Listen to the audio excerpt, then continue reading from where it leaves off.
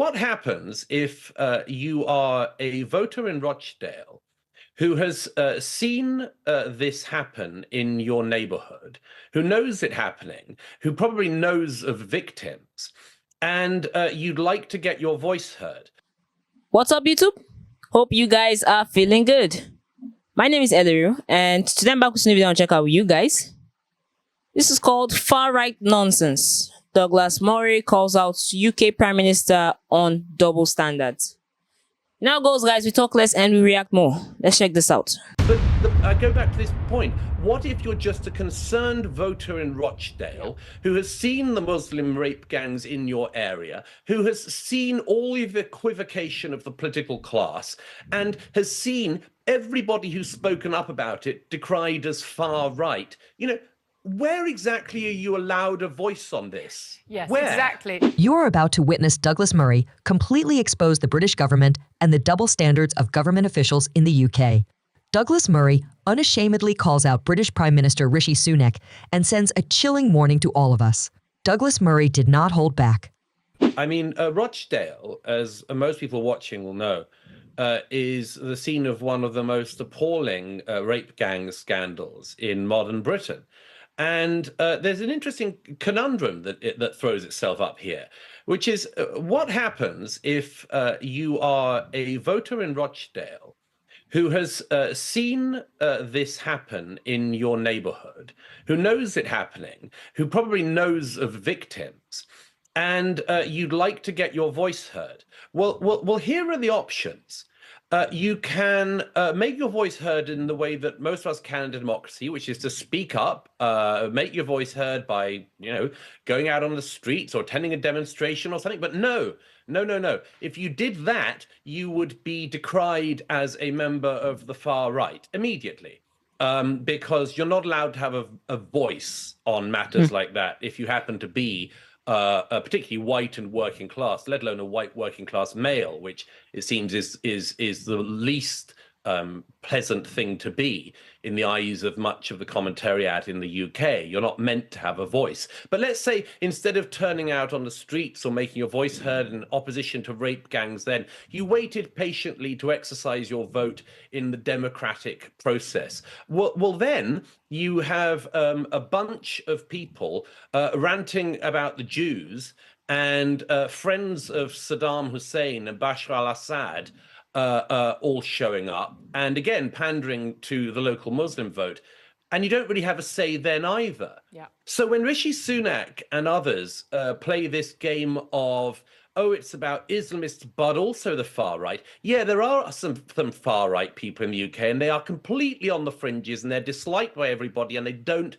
have any place in our democracy. They're not in Parliament. They don't get voted into Parliament. Rishi Sunak had to summon up the spectre of the former head of the British National Party, Nick Griffin, who's had absolutely no presence in public life for 13 or 14 years now, had to summon up him up like a ghoul as an example of the far right. But I go back to this point. What if you're just a concerned voter in Rochdale who has seen the Muslim rape gangs in your area, who has seen all of the equivocation of the political class, and has seen everybody who's spoken up about it decried as far right?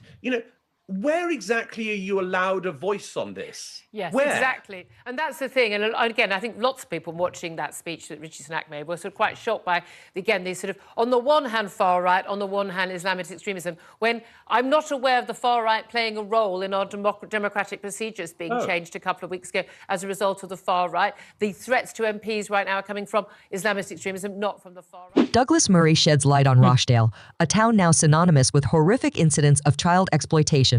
But the outrage isn't just about the crimes, it's about the systemic failures and the refusal to address the ideological underpinnings of the perpetrators. While the Prime Minister's speech dances around the issue, Murray courageously points to the elephant in the room, the involvement of Islamist ideology. The invocation of the far right as a significant threat, in this context, is a classic red herring. It's important to understand the scale and context here.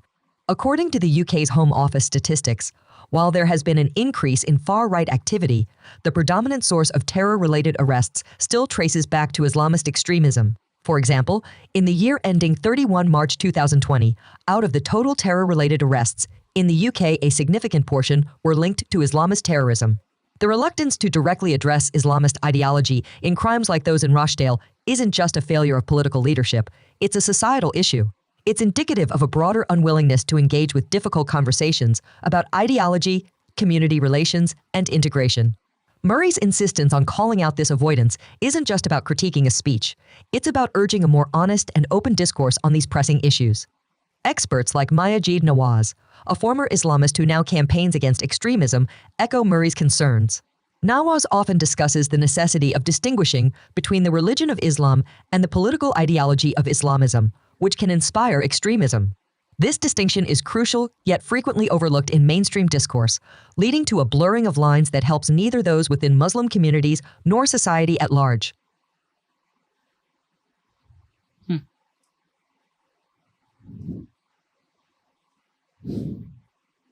Double standards. It's all over the society. Every organization, every individual is typically two-faced. So I'm not in the least surprised. Douglas talks about people who would want their voice heard. They choose not to go to the street to engage in protest concerning the troubles in their community that they may have seen. And through voting, and they see certain sects there that don't allow them to do or vote what they want, who they want. I mean, it just seems that they can't really be heard anywhere. And he talks about the reluctance of the authorities to address the issues, especially the one in Rochdale, the main emphasis of this video. Douglas was pinpointing Muslim rape groups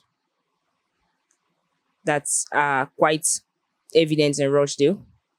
And he's quite pissed that the government doesn't want to face this issue head on. Instead, they are blaming it on the far right. According to him, the Prime Minister said they are the religious Islamic extremists on one side, and then they are the far right on the other side. And the moderator agreed with Douglas by saying that most of the hazards, most of the changes in history, most of the precautionary measures were taken not because of the far right, but because of the Islamist extremists. And yet they have refused to face this matter head on. Kept emphasizing on the fear of both the government and certain individuals who are scared of making their voice heard, mainly because they're scared of the consequences that comes with it. I mean, this was a really tough one. He seemed really, really, really pissed off. I mean, this entire video, he was calling out the government. I mean, desperately, angrily asking them for a solution to this particular problem. Guys, let's know what you think about this video in the comment section. And leave a thumbs up at the end of this video. Thank you all for watching. Stay safe.